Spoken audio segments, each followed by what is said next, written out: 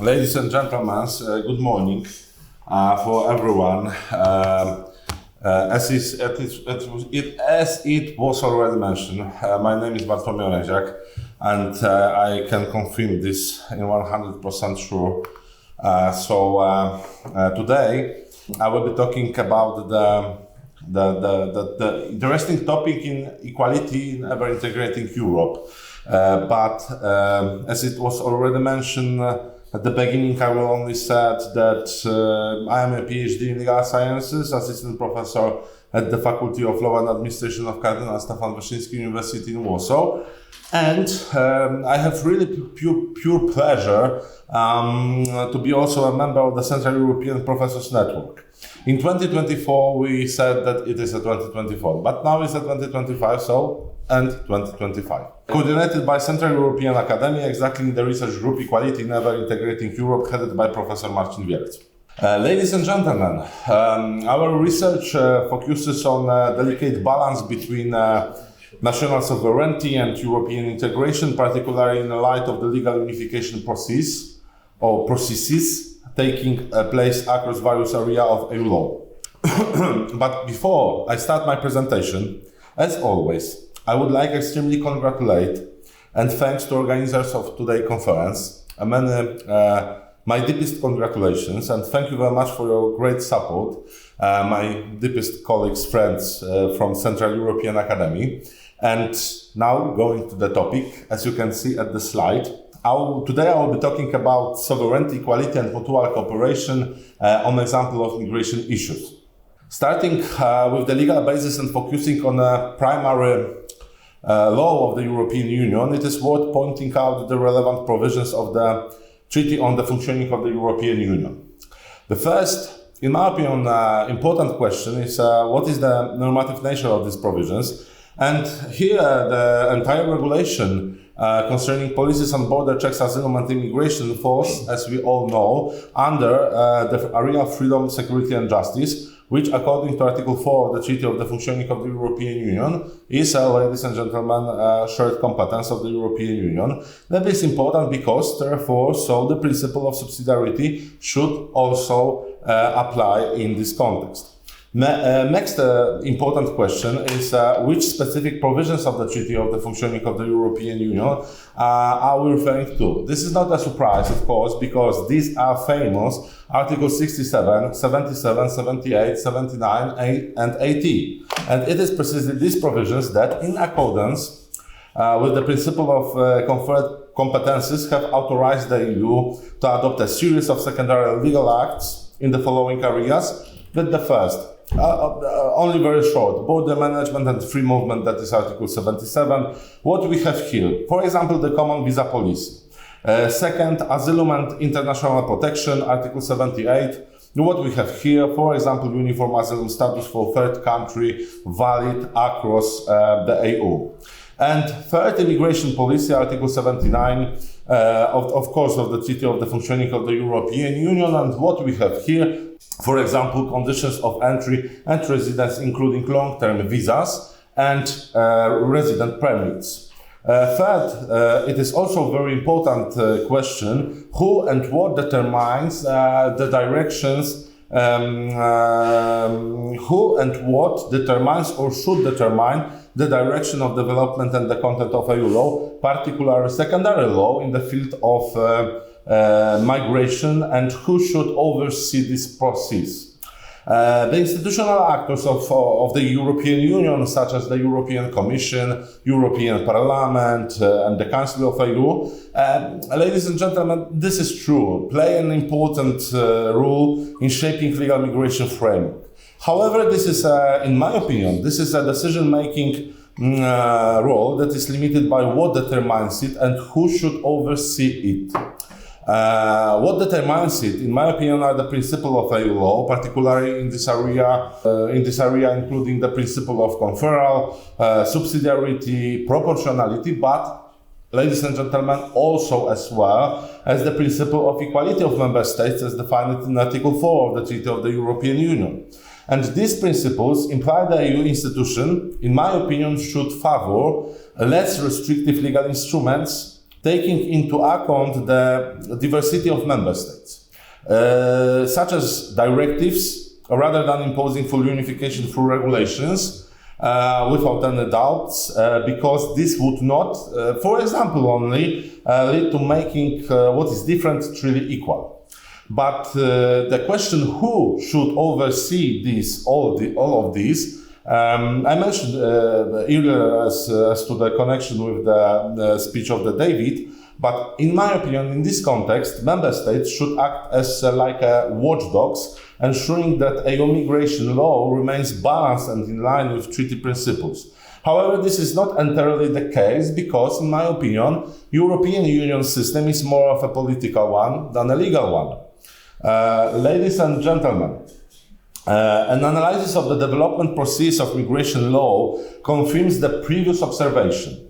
In my opinion, above all, that everything has been planned from the outset and has been leading precisely to the current trend of legal unification. The process of migration law unification in the European Union has followed a structured, multi-phase approach consisting of 4 key milestones that you can see at the slide.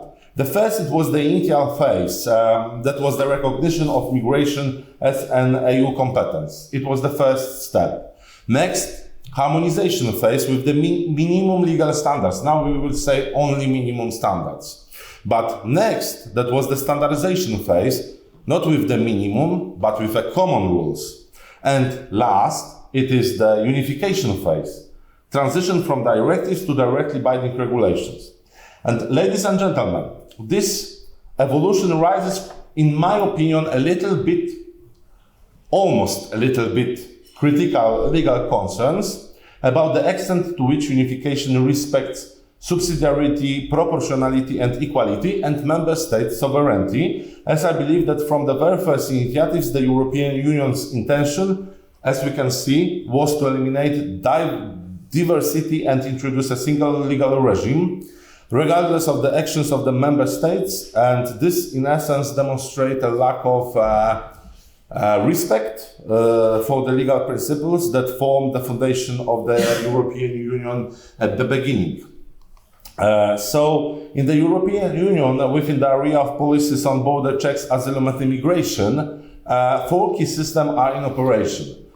For me, it is the Dublin, qualification, reception, and procedural system. Each of these has undergone a multi-stage evolution, gradually transitioning from individual national regulations to more and more unified EU-wide standards. As shown at the slide, the Dublin system, qualification system, and procedural system have followed a similar evolutionary path. Currently, we are in the unification phase. But, however, when it comes to the reception system, this mark is that we remain in the phase of standardization. That is true, but with one foot already in the phase of unification. Why?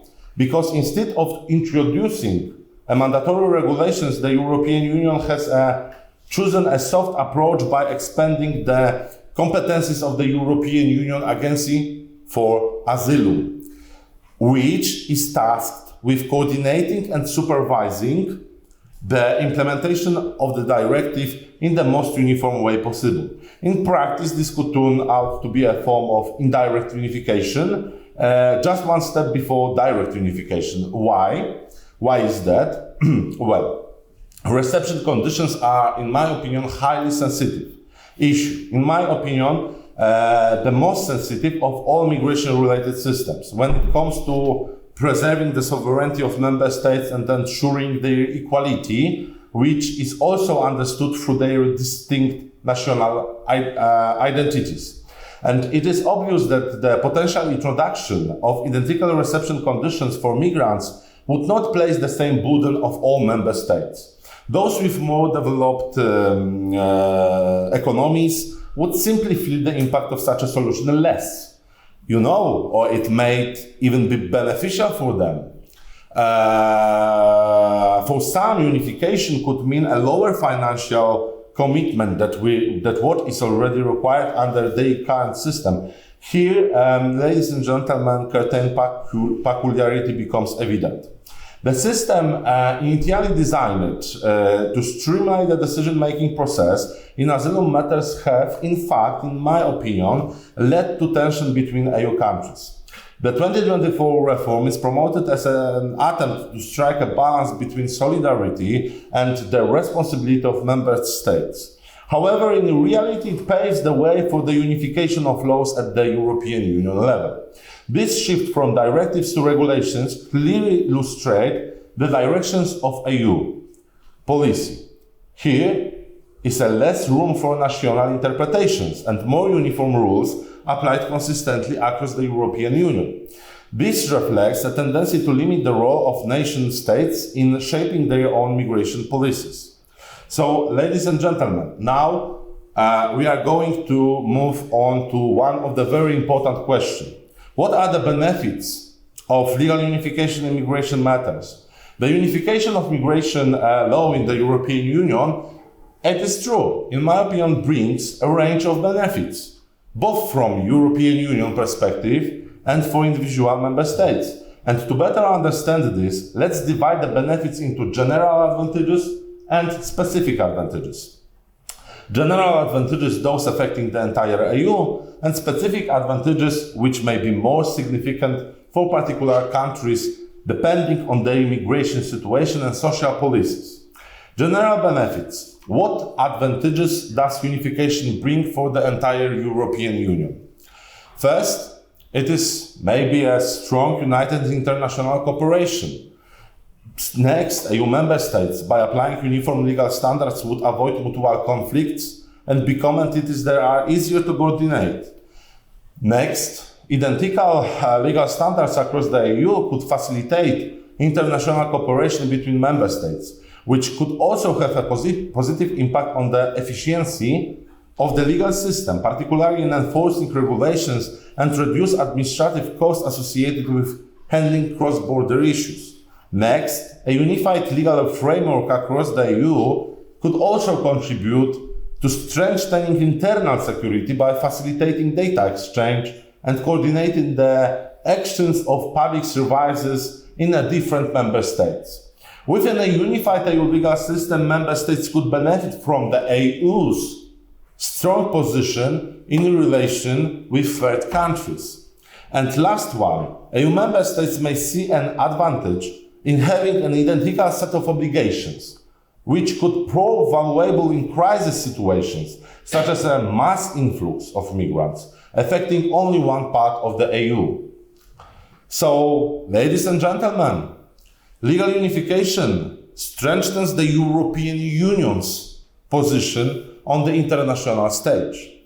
And now it is also worth mentioning that since member states are not identical, and this is a little bit obvious, the benefits will sometimes differ, making them specific rather than universal. Only for example, for countries with a well-developed social welfare system, unification will limit migration tourism and relieve pressure on their welfare system through at the expense of other member states. And for the EU border countries, especially those exposed to a high influx of migrants, their greatest benefits lies in the relocation mechanism, which shifts part of the responsibility to other member states, while allowing them to present themselves as acting in solidarity. So, ladies and gentlemen, now, moving on the second very important question. What are the costs of legal unification? One of the most, in my opinion, significant criticism of unification is the gradual loss of control by member states over migration policy.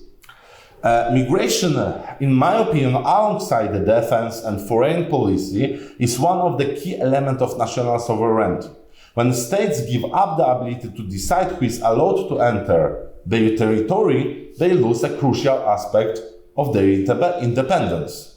This is linked to the risk of excessive centralization. In my opinion, full unification of immigration law is a step toward the federalization of the European Union. This means that instead of leaving migration policy decisions in the hands of national government, for example, the European Commission will gain greater influence over these matters. The introduction of uniform regulation means that some countries, maybe, will have to adopt their legal, administrative and infrastructural system, which may generate high costs. A major issue, in my opinion, is in fact, the gradual elimination of legal and constitutional diversity among member states, which may weaken their ability to make independent decisions and adapt policies to specific social, cultural, and economic conditions. The introduction of uniform legal standards without, for example, compensatory mechanism could future depend existing inequalities between countries with different financial and economic capabilities. Ladies and gentlemen, the unification of law could become a tool of centralization, which may lead to, in the one hand, weakening of the EU's legitimacy and an increase in political tensions between Brussels and individual member states. Therefore, the EU should maybe take into account the real needs and differences between countries rather than pushing for full legal unification. And now, the most important question during my speech. It is worth it. The benefits of unification primarily focus on improving the quality and efficiency of international cooperation and strengthening the EU's position as an international organization. However, we have to remember that from the perspective of individual member states, some of these benefits may be more illusory than the real, as it is the EU as a whole that gains in prestige, not necessarily the curtailed member states. On the other hand, the cost of unification, as you can see, concerns fundamental issues related to sovereignty, to state functions, and national identity.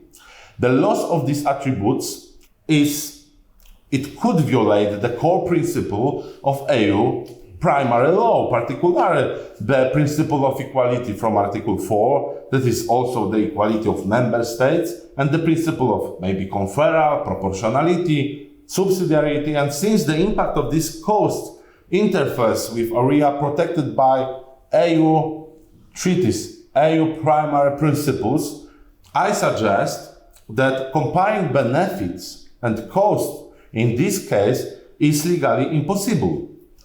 In cases where actions violate the fundamental principle of EU law, they cannot be justified even by the potential benefits. Such changes would, in my opinion, require a formal amendment of the EU treaties.